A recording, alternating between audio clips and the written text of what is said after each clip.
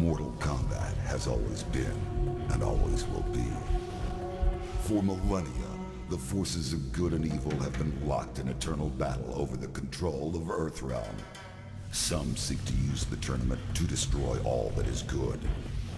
Others seek vengeance, power, or eternal life. Time after time, each individual threat has been vanquished, and Earthrealm has enjoyed relative peace for many years. But there is concern that Earth is once again in peril. And this time, the threat of evil has two faces. It is now known that the sorcerer Quan Chi has escaped from the Netherrealm. Since his escape, Quan Chi has unlocked the secret of the ancient runestone, discovered the ancient undefeatable army of the long-forgotten Dragon King, and most disturbing of all, formed an alliance with one of our deadliest enemies, Shang Tsung. With their combined strength, they plotted to overpower the only two beings who could prevent their total domination of the two realms. The first was the Emperor of Outworld, Shao Kahn. In a false show of allegiance, they sprung their attack.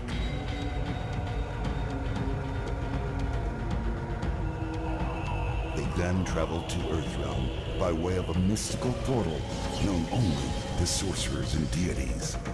There, they confronted Earth's mightiest warrior and champion of Mortal Kombat, Liu Kang. It has been Shang Tsung's desire to consume the soul of Earthrealm's greatest warrior.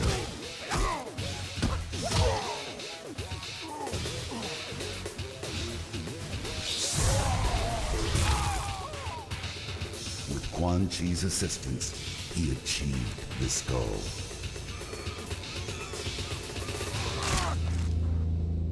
Liu Kang is dead.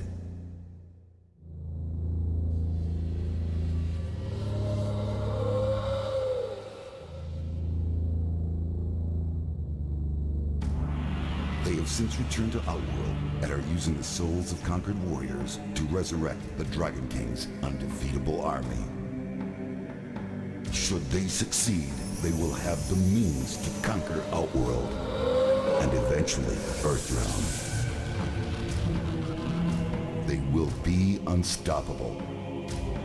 I can no longer stand idly by and watch this evil consume the world. I have relinquished my status as Elder God to return to Earth and lead you all to battle against our old adversaries. We must act now. We must stop this deadly alliance.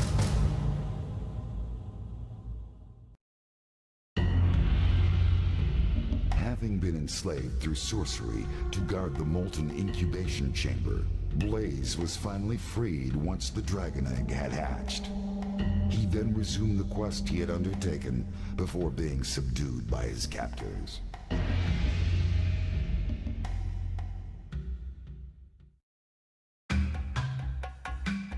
Rai Cho looked gruff, but beamed inwardly.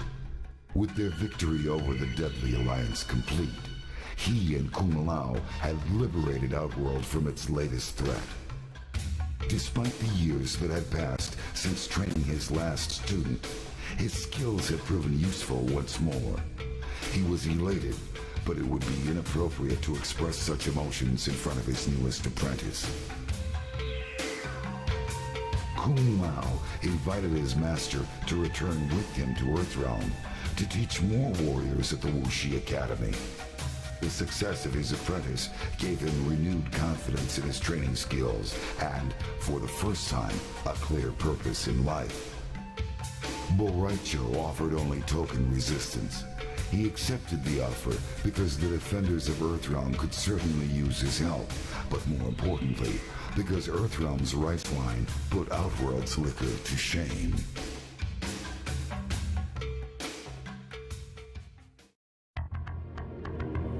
The enormous heat and pressure of the lava burned out Cyrax's sensors almost immediately. He cast about blindly in the infernal pit, searching for the orb Nitara had sent him to locate. Cyrax found it resting upon a small submerged pedestal beneath the molten depths. As soon as he clambered to the surface, she demanded he hand over the orb. Nitara had promised to return Cyrax to Earthrealm once the orb had been retrieved. Taking her necklace in hand, she uttered a mystical incantation. A swirling portal opened around Cyrax had he only had time for a solemn bow before he was swept into the gateway.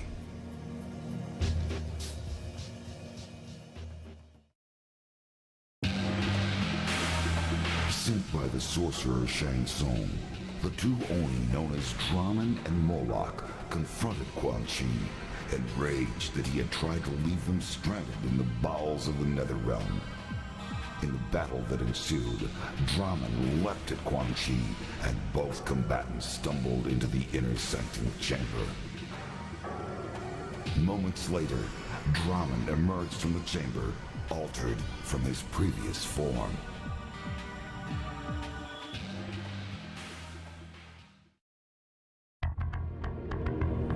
As they traveled back to the portal that would return them to Earthrealm, Sub-Zero revealed to Frost that she had been an integral part in the destruction of the Deadly Alliance, and that he was proud to have her as a member of the Lin Kuei clan.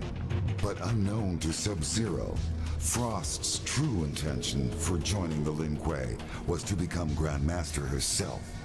She used her Ice Blast to temporarily immobilize him and rip the dragon medallion from his chest. As she held the medallion, she felt power surge through her body.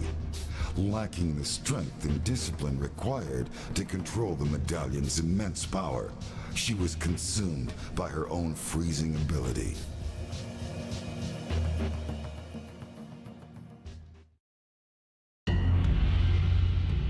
Hsu Hao reported to his superior, Mavado, and informed him of his success in destroying the Special Forces Outer World Investigation Agency. Mavado then informed Hsu Hao of his next objective. It seemed that Quan Chi was proving to be a powerful ally and was willing to aid the Red Dragon in its quest for domination of Earth. In a show of good faith, Mavado agreed to destroy Quan Chi's enemies.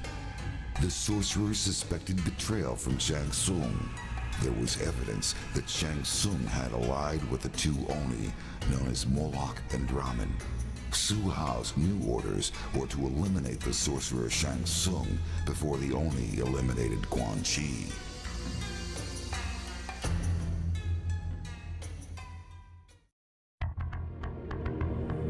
Jax had a score to settle with the traitor he knew as Hsu Hao. Now revealed to be a member of the Red Dragon, Hsu Hao had infiltrated the Special Forces Outer World Investigation Agency and destroyed it with a miniature nuclear weapon. Making good on his promise, Jax eventually caught up with Hsu Hao and ripped the implant from his chest in retribution. Hsu Hao died a most painful death.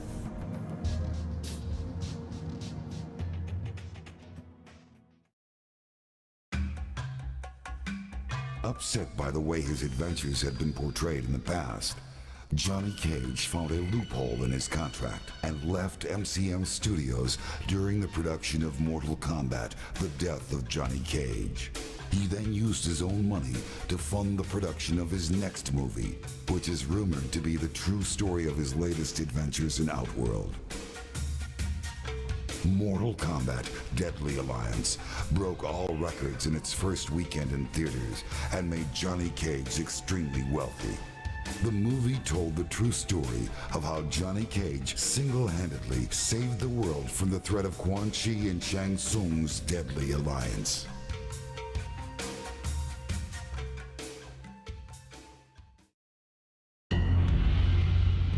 Kano and Sonya had fought before. Although Kano was humiliated by his defeat at her hands so many years ago, this time the outcome would be different. Kano had stolen Quan Chi's amulet at the request of Shang Tsung. With the amulet in his possession, Kano came to the realization that he was now in total control of the revived undefeatable army. Rather than hand the amulet and the army over to Shang Tsung, Kano kept them for himself and used the army to ambush Sonya, ending their long rivalry once and for all.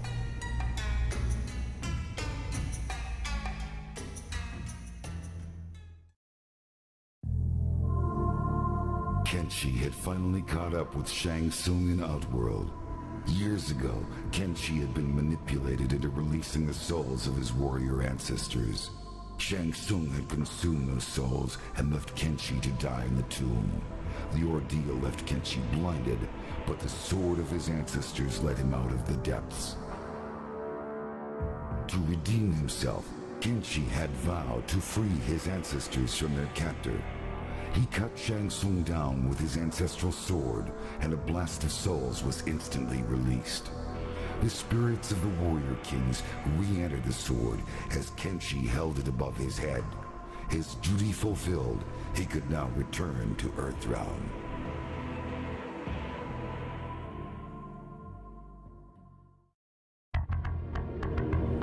Kitana's longtime enemy Shao Kahn was dead, and the alliance between Shang Tsung and Quan Chi was defeated with the help of warriors from Earthrealm. Although there was peace once more throughout the realms, all was not right for Kitana. Saddened by the death of Goro, she attended a ceremony in the Kuotan Palace to honor her fallen friend and ally. Following Shokan tradition, Prince Goro's body was lowered into the molten rock contained within the throne room itself. As Kitana said goodbye to her wartime ally, she also held a moment of silence for Liu Kang, and secretly wished he had joined her in Edenia so many years ago.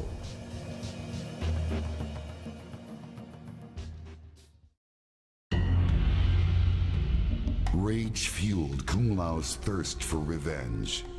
The memory of holding his fellow monk's broken body on the Lei Tai of the Wuxi Academy grounds consumed him as he rained blow after blow down upon Shang Tsung. Kung Lao had finally mastered the attack Rai Cho had taught him. The sorcerer could not withstand his whirlwind assault. Shang Tsung begged for mercy. Kung Lao granted him none. Upon his return to Earthrealm, Kung Lao stood before the modest shrine to Liu Kang, which had been erected by the Wuxi initiates during his absence in Outworld. He lit a stick of incense and placed it among the others already burning there. He bowed his head and prayed for safe passage to the afterlife for his friend and brother.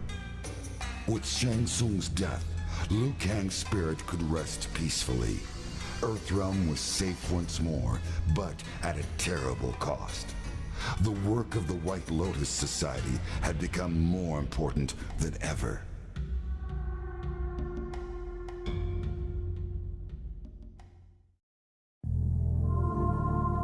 Li Mei had been promised that her people would be freed from enslavement if she could win the tournament held by the Deadly Alliance.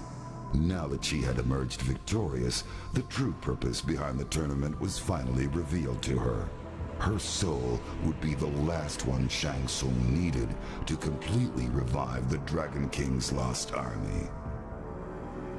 Her people would never be freed, and Li Mei herself would remain trapped inside the mummified remains of a dead soldier, cursed to serve the Deadly Alliance forever.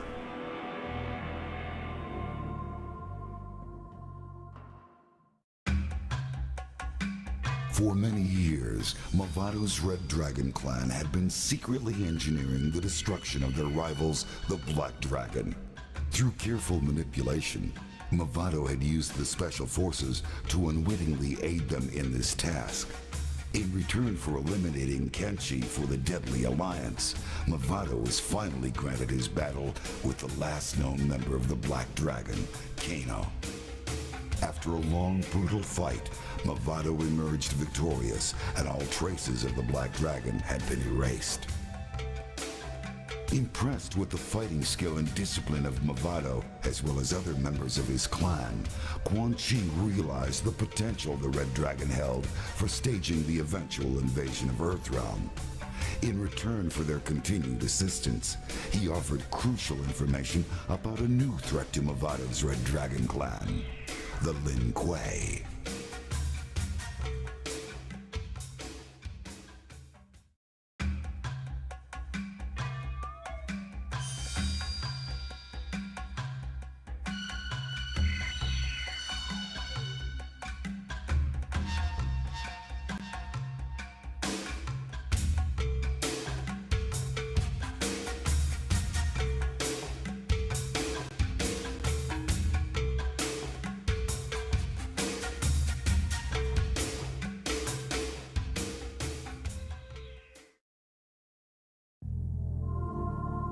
After what seemed like an eternity, Cyrax finally emerged from the lava, holding the orb that had bound Nitara's realm to Outworld for ages. At last it was within her grasp. She would be able to free her people from Shao Kahn's imprisonment. Fulfilling her end of the bargain, she sent Cyrax back to his Earthrealm home in exchange for the orb. Nitara stared into the orb. It seethed with the power trapped within. She raised it above her head and then smashed it to the floor. It shattered with an inhuman, soul-rending howl. Its horrible energy exploded away and tore her consciousness from her. She awoke later for the first time on her native soil.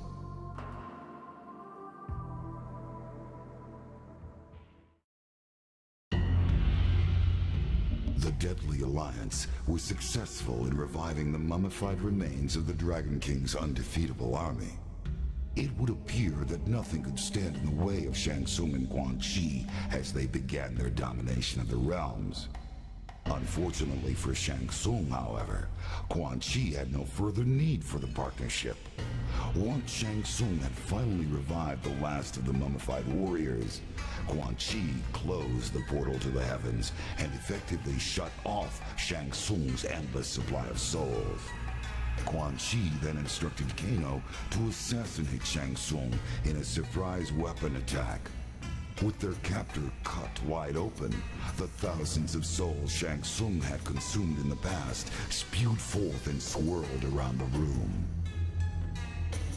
Quan Chi came to the realization that if Kano could so easily turn on Shang Tsung, he could also turn on Quan Chi himself. Quan Chi used his sorcery to drain the life from Kano and left his body where it fell. Immediately, one of the lingering souls shot into Kano's body. To Quan Chi's surprise, the man standing before him was no longer the Black Dragon thug known as Kano. Kano's body now contained the soul of the Shaolin monk, Liu Kang.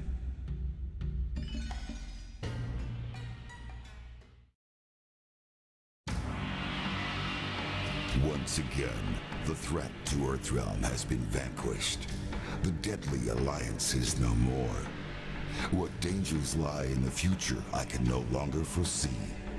Perhaps the Dragon King will in fact return. Perhaps the depths of the Netherrealm will spew forth a legion of Oni. Even the vampire people pose a threat to peace now that Outworld is in chaos. But one thing is certain. Earthrealm must be protected. I have abandoned my status as Elder God to aid these mortals and act defiant of the heavens. I will instead remain here on Earth as God of Thunder.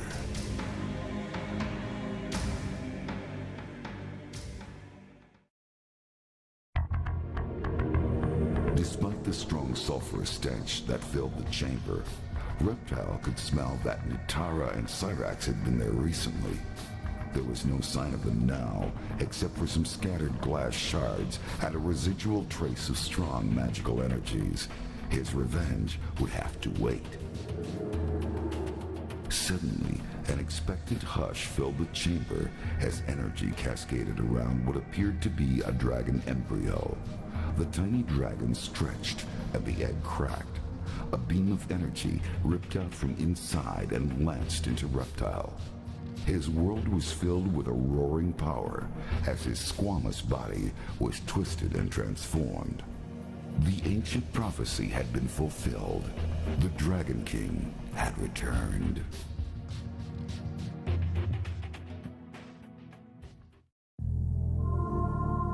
The hunt for Quan Chi had led Scorpion to the palace of Shang Tsung.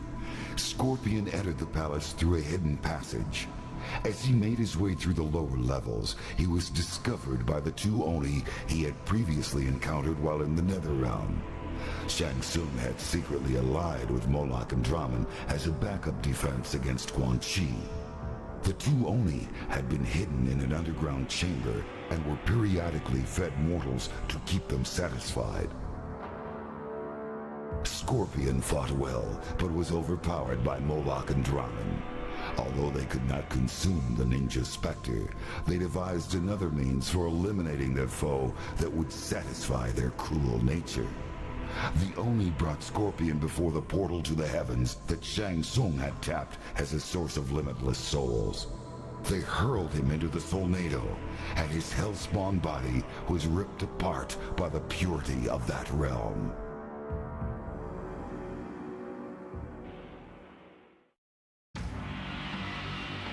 The Deadly Alliance was successful in reviving the mummified remains of the Dragon King's undefeatable army.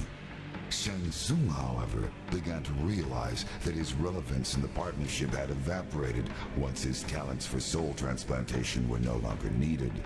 The balance of power within the Deadly Alliance had seemingly been undone.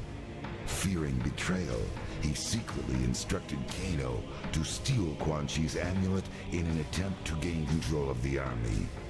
Since part of the soul transfer spell included the command to obey he who possesses the amulet, the army would obey only Shang Tsung and not Quan Chi once the amulet was in his possession.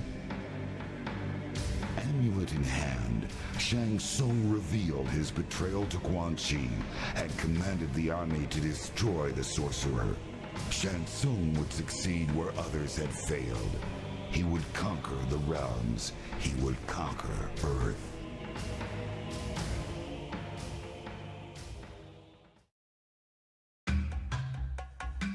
After the destruction of the Deadly Alliance, Sonya searched for the missing Special Forces agent Kenshi. She finally discovered him badly beaten and near death, apparently from hook-like wounds in his ribcage. She managed to return him to the rendezvous point where I transported them back to Earthrealm. Upon her return, Sonya was promoted to General and given a choice of command. She handpicked a team to deal with new terrorist threats located on Earth, while in Outworld, Special Agent Kenshi had learned of a new threat to peace. The Red Dragon had awakened.